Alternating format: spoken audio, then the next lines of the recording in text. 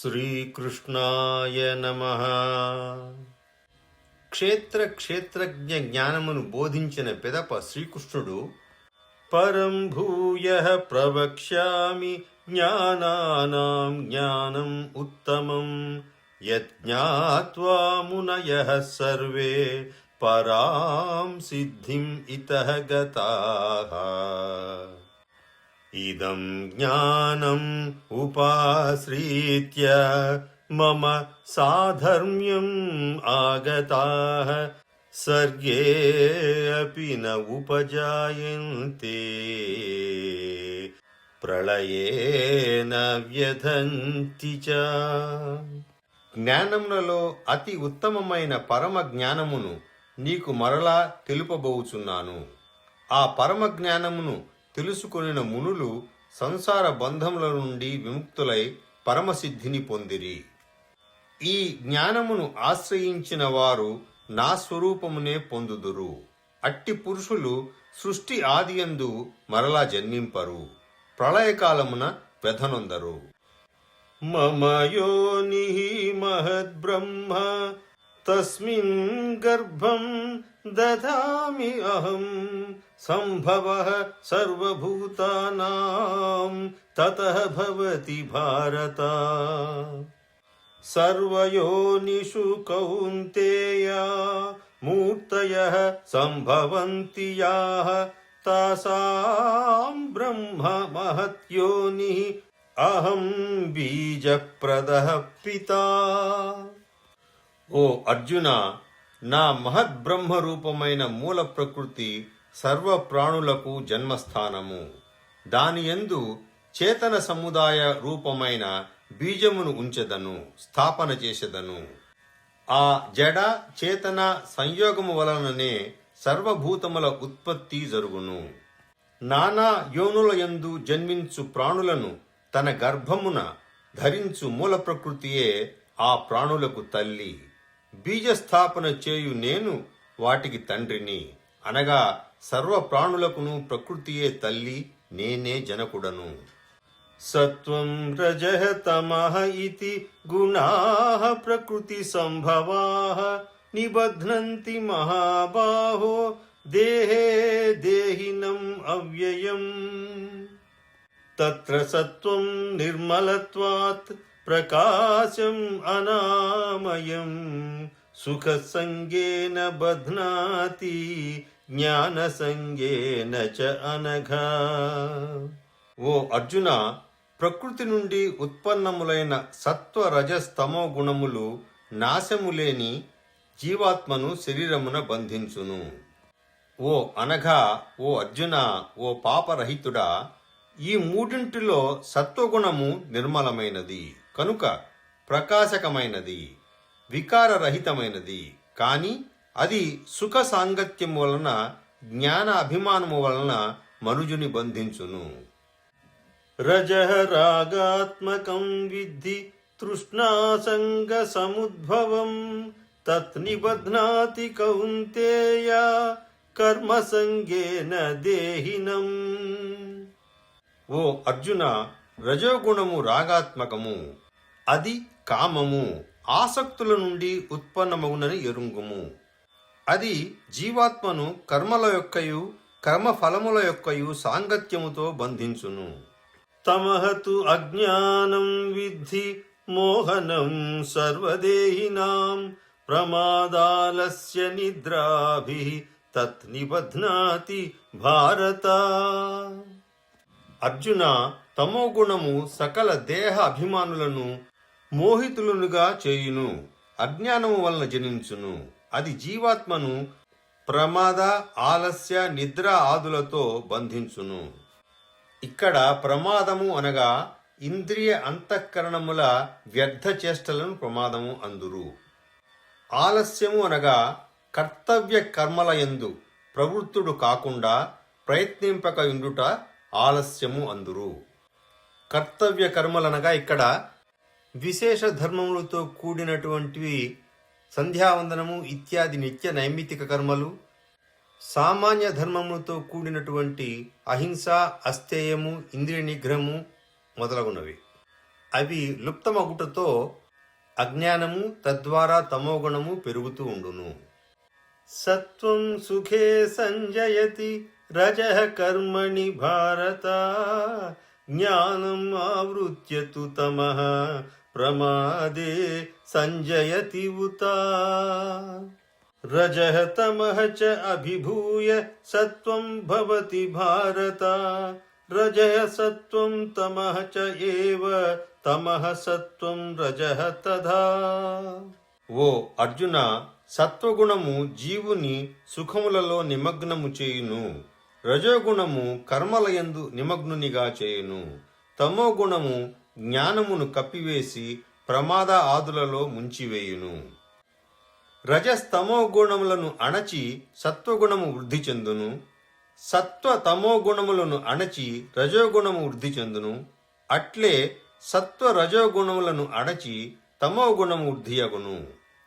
సర్వద్వారేషు దేహే అస్మిన్ ప్రకాశః ఉపజాయతే జ్ఞానం యదా తదా విద్యాత్ వివృద్ధం సత్వం ఇతి ఉత. లోభః ప్రవృత్తిః ఆరంభః కర్మణాం అశమః స్పృహా రజసి ఏతాని జాయంతే వివృద్ధే భరతర్షభా. అప్రకాశః అప్రవృత్తిః చ ప్రమాదః మోహః ఏవ చ తమసి ఏతాని జాయంతే వివృద్ధే కురు నందన. శరీర ఇంద్రియములయందును అంతఃకరణం యందును చైతన్యము వివేక శక్తి ఉత్పన్నములైనప్పుడు అతనిలో సత్వగుణము వృద్ధి చెందినదని తలంపవలెను. ఓ అర్జున, రజోగుణము వృద్ధి అయినప్పుడు లోభము, ప్రవృత్తులు అనగా ప్రాపంచిక విషయములందు ఆసక్తి, స్వార్థ బుద్ధితో సకామ భావముతో కర్మ ఆచరణము, అశాంతి, విషయ భోగములయందు లాలస అనునవి ఉత్పన్నములగుచుండును. ఓ అర్జున, తమోగుణము అధికమైనప్పుడు అంతఃకరణమునందును ఇంద్రియములయందును వివేక శక్తి నష్టమగును. కర్తవ్య కర్మలయందు విముఖత, ప్రమాదము అనగా అంతఃకరణమును మోహింపజేయు వ్యర్థ చేష్టలు, నిద్ర ఆది వృత్తులు మొదలగునవి ఉత్పన్నములగుచుండును. యదా సత్వే ప్రవృద్ధేతు ప్రళయం యాతి దేహభృత్ తదా ఉత్తమ విదాం లోకాన్ అమలాన్ ప్రతిపద్యతే. రజసి ప్రళయం గత్వా కర్మసంగిషు జాయతే తథా ప్రలీనః తమసి మూఢయోనిషు జాయతే. సత్వగుణము వృద్ధి చెందినప్పుడు మనుజుడు మరణించినచో అతడు ఉత్తమ కర్మలను ఆచరించిన వారు చేరెడి నిర్మలమైన స్వర్గ ఆది దివ్యలోకములను పొందును. రజోగుణము వృద్ధి చెందినప్పుడు మృత్యువు ప్రాప్తించినచో అతడు కర్మ ఆసక్తులైన మానవులలో జన్మించును.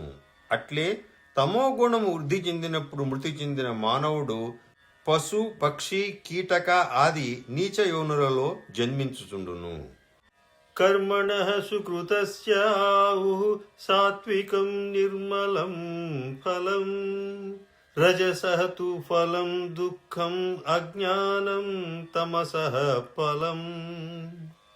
సత్వాత్ సంజాయతే జ్ఞానం రజసః లోభః ఏవ చ ప్రమాదమోహో తమసః భవతః అజ్ఞానం ఏవ చ.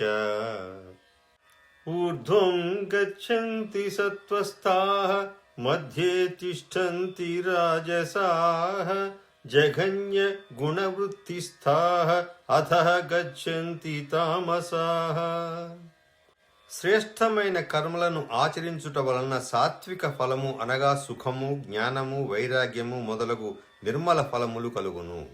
రాజస కర్మలకు ఫలము దుఃఖము, తామస కర్మలకు ఫలము అజ్ఞానము. సత్వగుణము వలన జ్ఞానము, రజోగుణము వలన లోభము, తమో గుణము వలన ప్రమాద మోహాదులు, అజ్ఞానము తప్పక ఉత్పన్నములగుచుండును. సత్వగుణ స్థితులు స్వర్గ ఆది ఊర్ధ్వలోకములకు పోవుదురు. రజోగుణ స్థితులైన రాజస పురుషులు మధ్య మానవ లోకమునందే ఉందురు. తమోగుణ కార్యరూపములైన నిద్ర ప్రమాద ఆలస్యాదుల యందు స్థిరులైన వారు అధోగతిని అనగా కీట పశు పక్షి ఆది యోనులను నరకములను పొందుదురు. న అన్యం గుణేభ్యః కర్తారం యదా ద్రష్టానుపశ్యతి గుణేభ్యః చ పరం వేత్తి మద్భావం సహ అధిగచ్చతి. గుణాన్ ఏతాన్ అతీత్య త్రీన్ దేహి దేహ సముద్భవాన్ జన్మ మృత్యు జరా దుఃఖైః విముక్తః అమృతం అశ్నుతే. ద్రష్ట అయిన వాడు గుణములే గుణములయందు ప్రవర్తించుచున్నవనియు త్రిగుణములు తప్ప వేరుగా కర్తలు లేరనియు తెలుసుకొని త్రిగుణములకు అతీతముగానున్న సచ్చిత్ ఆనంద ఘన పరమాత్మ స్వరూపుడనైన నా తత్వమును తెలుసుకొనును. అప్పుడతడు నా స్వరూపమునే పొందును. ఇక్కడ ద్రష్ట అనగా సమిష్టి చేతనయందు ఏకీభావముతో స్థితుడై సాక్షిభూతుడైన పురుషుడు. తరువాతి శ్లోకములో దేహోత్పత్తికి కారణములైన ఈ 3 గుణములు అధిగమించిన పురుషుడు జన్మ మృత్యు జరా వార్ధక్య దుఃఖముల నుండి విముక్తుడై పరమానందమును పొందును. ఇక్కడ దేహోత్పత్తికి కారణములు గుణములు గురించి మనోబుద్ధి అహంకారములు పంచ జ్ఞానేంద్రియములు పంచ కర్మేంద్రియములు పంచమహాభూతములు 5 ఇంద్రియ విషయములు అను 23 తత్వములు పిండరూపమైన శరీరము ఇవి అన్నియు ప్రకృతి గుణముల కార్యములు. కనుక ఈ 3 గుణములు ఆ దేహ ఉత్పత్తికి కారణములు. ఇక్కడ అర్జునుడు ప్రశ్నిస్తున్నాడు, కైః లింగైః త్రీన్ గుణాన్ ఏతాన్ అతీతః భవతి ప్రభో కిం ఆచరః కథం చ ఏతాన్ త్రీన్ గుణాన్ అతివర్తతే. ఓ ప్రభు, ఓ శ్రీకృష్ణ, ఈ 3 గుణములకును అతీతుడైన వాని లక్షణములేవి? అతని లోక వ్యవహార రీతి ఎట్లు ఉండును?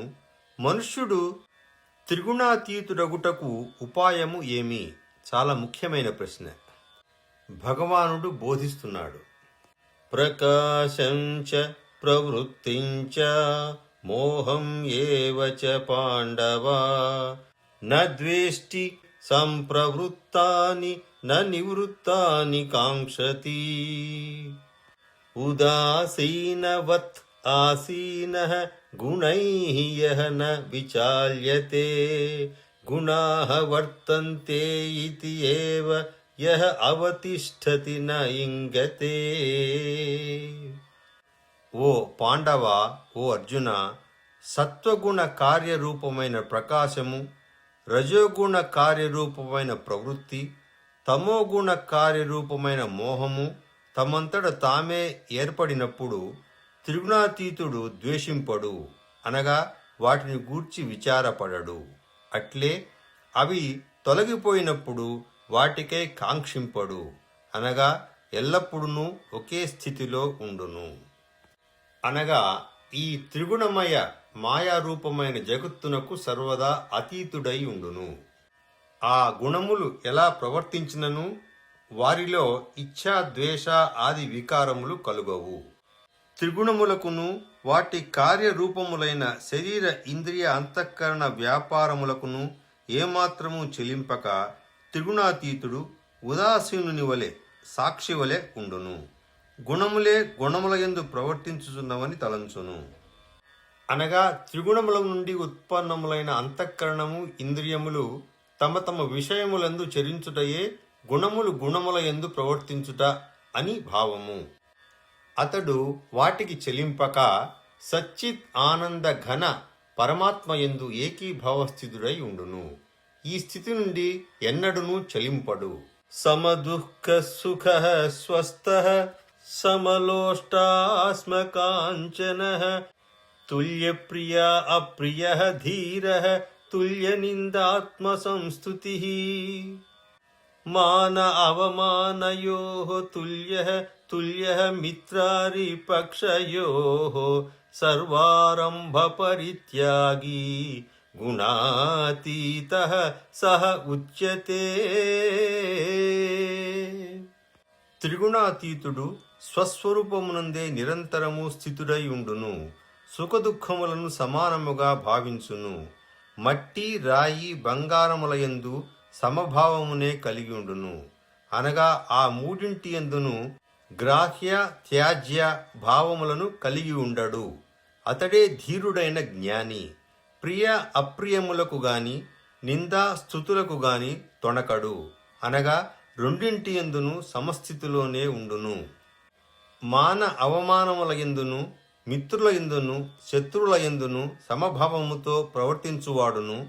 విద్యుక్త కర్మలను వేదము విధించినటువంటి స్వధర్మ ఇత్యాది వాటిని ఆచరించుచు కర్తృత్వాభిమానము లేనివాడును త్రిగుణాతీతుడు అనబడును.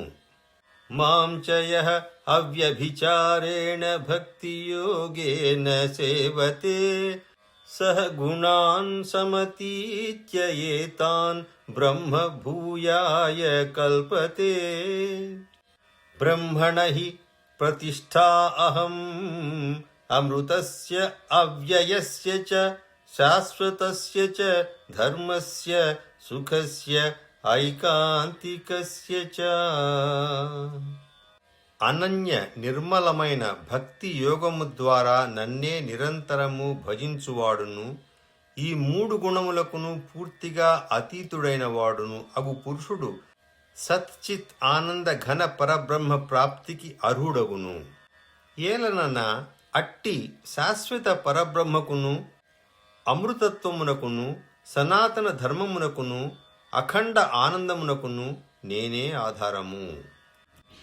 ఇక్కడికి శ్రీకృష్ణుడు బోధించినటువంటి గుణత్రయ విభాగ యోగ 14వ అధ్యాయము సమాప్తము. నమస్కారం.